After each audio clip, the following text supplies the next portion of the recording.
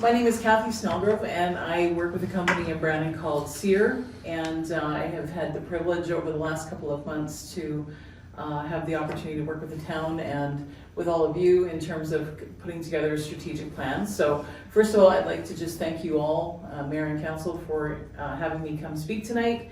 And so what I'll be doing is presenting the strategic plan as we've been discussing. So maybe just a little bit of background.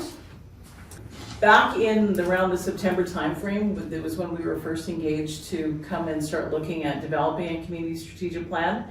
And at that point in time, we met with a number of stakeholder groups. And then we also had a town hall meeting, which was really well attended, in excess of 100 people. Between the stakeholder meetings and the town hall meeting, I would say there was at least 150 people in total involved in giving us feedback. Then in October, we launched a survey that we had through the website, the city's or the town's website. And again, we were looking for information from the community about what they felt was important, the challenges they felt were important. And these things were all really meant to collect information so that when council got together to say, okay, what's our priorities going to be, they would have a good understanding of what the community thought was important. So in terms of that survey, we had about 161 responses, and really well done. We also had one written one that came in as well, because we had it both in website version and we had it so that people could come and get a copy of it if they didn't have access to the web. Then in November, we all had the chance to meet and do a strategic planning session where we had both council and administration come, and we met over an evening and a day where we talked about the priorities. And that's really the report that I have here today is really the culmination of those discussions and what everybody felt was important. And then, of course, here we are right now. We're now at our final presentation of that.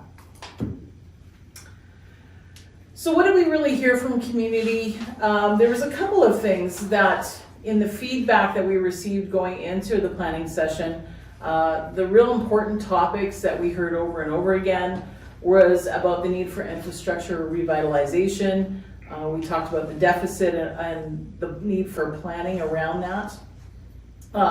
We also had issues of capital equipment and how we were going to replace that and the challenges that all of that would, had for the town. We also talked about government funding, and the feedback that we heard from the community was around the importance of affordability and about making sure that taxes, were kept at a rate that was made it livable for them. We also heard about the need, or that they felt there was a real need for us to be seeking funding from other levels of government, whether that be through different programs, partnerships, whether there was some need for being able to go and lobby other levels of government to get funding for what the town's needs were. Also about the challenge of, can we afford it all? There was, I think, repeatedly throughout both the town hall meeting and the survey, as people really were able to talk about the amazing amenities and offerings that the town of Minnedosa has, but it was like, can we really afford it all? Because all of these things are just costing more and more to be able to keep in place. The next big topic that we heard a lot about through the feedback was about growth. And we heard about housing shortages, whether that be for a first-time home or whether that be for assisted living, those kind of housing. So housing was kind of an issue. Also around development and land development and how, wanting to be able to grow as a community and attract more people here, but how you were going to do that. We also heard in terms of growth is the need to be aware of protecting the health services in the community as well. Obviously a real corner point here in the community and something to certainly be proud of, but people were aware that, in communities around, we'll say rural Manitoba, that wasn't always the case. So it was to keep an eye on that as well. The other topic we heard about was, from the community was about marketing. And about the need to drive economic development and to really tell people about Minnedosa as a community and everything that you have to offer. And then finally, the last topic we heard, big topic we heard about was around government transparency and the fact that the community really did want to be more engaged. They wanted to have better communication. They wanted to understand what was the priorities and what was happening with council and with administration. So those were kind of the big points that coming into our strategic planning session that you all had the chance to grapple with and consider as part of our ongoing, like the development of the plan. So let's talk about where we got to as far as the strategic plan goes. It looks like this, and you all have a copy of it, and it'll be available for download and that.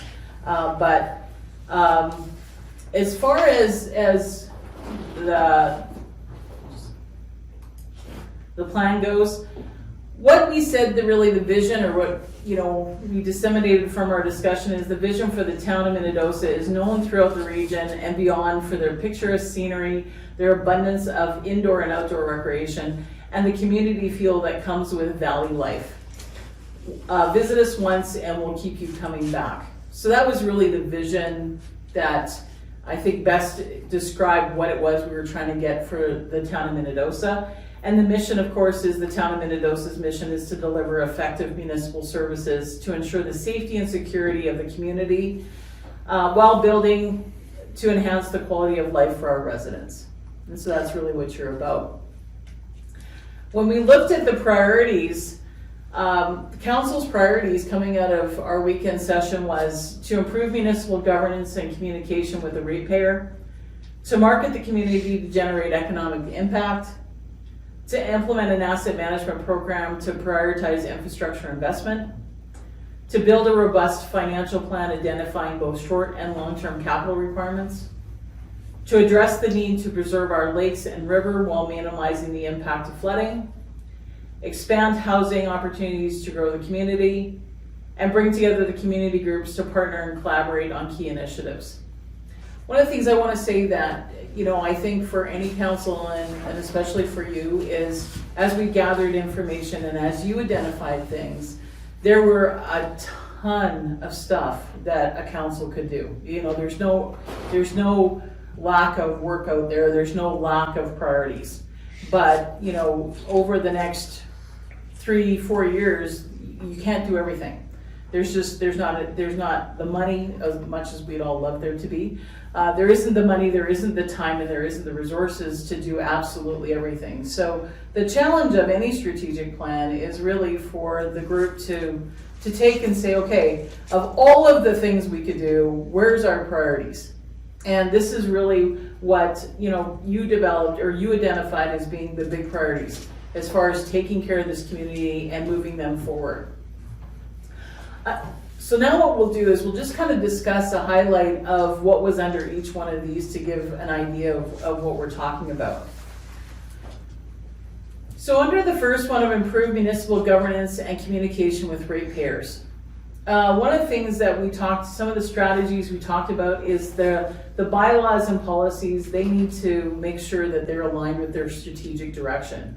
So there's some need to go through and do a review of the bylaws, to look at enforcement, to look and see whether the bylaws that you have in fact move the community to where you want to be and that they're still all relevant. Exploring opportunities to improve communication and transparency to increase community engagement is another strategy.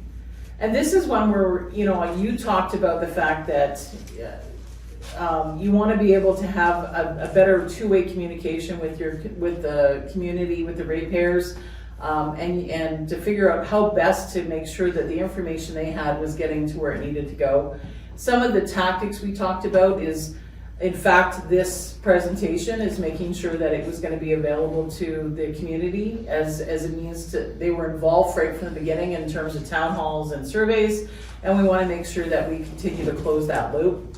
So having more town hall type meetings, potentially looking at surveys to get information out there, and then another tactic was live streaming council meetings. and I think that's coming here at some point. The next one is to market the community. The strategies that were developed were to develop or provide the resources to attract and grow the business sector and attract events to the community. As far as providing the resources, the tactics that we were identified was aligning with Rural Manitoba Economic Development Corporation and Prairies Can. These are two organizations, one funded through the Manitoba government, one funded through the federal government, that are actively looking at economic development into Manitoba. So why not partner in with them and see what you could get from that? Also working with the Manitoba Chamber of Commerce and saying, what's your roles compared to theirs, and then also re-engaging the CDC. As far as attracting events, the tactics under that one was beautification efforts around Main Street and how important Main Street was, and then looking at how do you attract events, especially into the new MREC, whether that be a Scotties or more egg shows and that kind of thing, and saying, okay, we now have this big, beautiful facility. Let's actively go after events that could certainly use that. Under the next one, implement an asset management program. This one feeds directly into infrastructure and how do you fund all infrastructure. So one was to implement asset management, and under that the tactics were to look at have a survey of your current assets to make sure that you know where they are and what condition they're in. Then how do you build a replacement time frame and making sure that you know which ones you're going to replace over what type of time frame, looking at service levels, long-term capital budgeting, those kind of tactics. And under the address the imminent infrastructure requirements, the tactics for that one were there needs to be a decision related to infrastructure around the cabin area, a plan to upgrade the lagoons, combined services between CDC and tourism, and then a cyber security assessment. We've heard a little bit about that in other municipalities of cyber security being an issue, so that was one of the tactics you identified as well. And then finally, to come up with a plan for the old arena. Okay. Under the next one, build a robust financial plan, identifying both short and long-term capital. To overhaul the municipal operating budget structure to provide more transparency on how funds are allocated and spent. This was specifically the tactics under that one was to restructure the operating budget and then to put in place an operating plan for the MREC. Develop a short and long-term capital plan, comprehensive capital plan, life cycle costing on your major pieces of equipment, reviewing funding sources, and seeking grants and funding from other levels of government were the tactics under that. Under address the needs to preserve our lakes and rivers, continue to act as stewards for the lake, and this was to complete the silt management study and to work with the Assiniboine Watershed District, and then a spillway management agreement with the provincial government were the tactics that you had underneath this strategy of things that you were going to work on. As far as putting in place flood protection, to complete the flood mitigation survey, to lobby government for financial resources to be able to implement that plan, and then to review your emergency measurement plan with the tactics under that. Under the next one, expanding housing, develop a multifaceted approach to addressing the housing needs in the broader community, and the tactics under that were to finalize the subdivision, to push for the 50-unit assisted living facility, an incentive programs and looking at incentive programs for development, and then a multifamily housing funding. So working with a developer, whether that's through Manitoba Housing or Canadian Housing Corporation, to look and see if you could find a developer that would be able to be funded through those programs to do lower income housing. And then the final one is bringing together community groups to partner and collaborate on key initiatives. And this one was to explore opportunities to collectively work on projects. And this was to work with the projects around the surrounding municipality and saying, okay, how do we look at opportunities to work together? Also look at CDC and tourism as well, and start seeing where there was some commonality in helping to move their projects forward in conjunction with some of yours as well. So, the plan is available. There's certainly much more. This is just a really brief overview of what that was. As far as this strategic plan, a strategic plan is really a living document. It outlines the priorities of council at the time that we develop that and over the next 4 years, their term. It's intended to guide the decision-making of council. So again, there's a lot of different priorities out there. There's a lot that over the next 4 years you're going to have to grapple with, but it's a document that allows you to come back and say, this is what we felt the priorities were to be. How's our decision-making supporting that? There will be more discussion as you move things ahead. Every one of these has an opportunity to, talk to different groups and things like that, and to get more feedback and to build subsequent lower level plans. It will be available on the town's website. We're hoping to have that up there in the next couple of days along with this video, so anyone will be able to see it and look at it. And the intent is really that every year you will give out whether it's a one-page or a presentation or however format that you have, that will allow you to basically go through and update your community and saying, this is how we've done. It's a comprehensive plan. There's a lot of stuff in it. So, reality is if you got 90% there, you will have really moved a lot ahead in 4 years. And that's what they're meant to be. They're meant to push us a little bit, but not to be so overwhelming that we don't want to get started. So I think there's lots of really good stuff in there to go ahead and get started on. Just a final word to wrap up. I think coming from a different vantage point to many of you in the community is, whether it was in the community town hall meetings, whether it was the meetings with you, you can see a real passion in the people here in Minnedosa in terms of wanting to see the best for this community, and that's really exciting. You have so much to offer, whether it was when we met or when we met with the community, when we talked about the strengths and the amenities that you have. Of course, there was just a list that nobody could even imagine. So, there's so much to be proud of.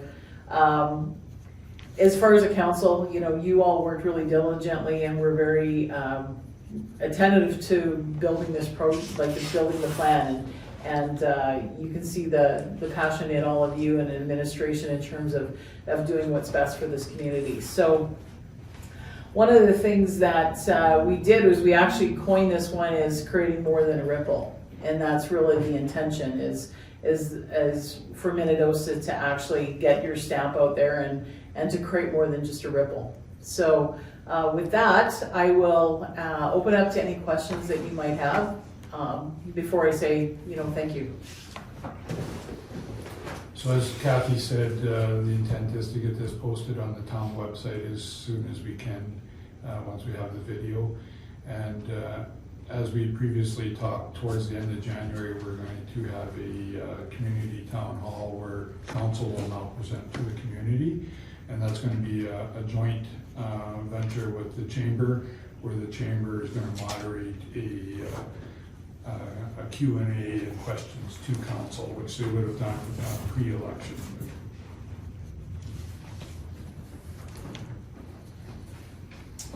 Anybody have any questions for Kat?